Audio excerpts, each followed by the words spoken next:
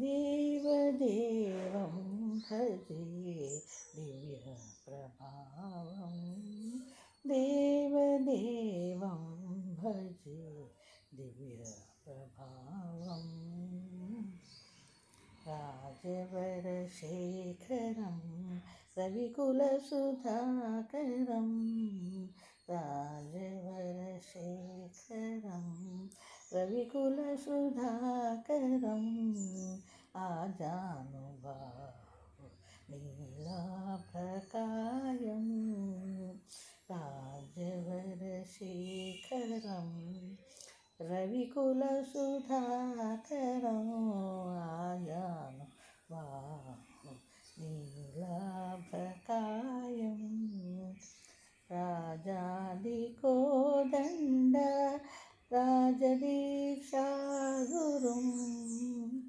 राजादिकोदण्ड राजदीक्षागुरुं राजीवलोचनं रामचन्द्रं रामं देवदेवं भजे दिव्यप्रभावम् पङ्कजासनविनुत परमनारायणं पङ्कजासनविनुत परमनारायणं लङ्काविशोषणं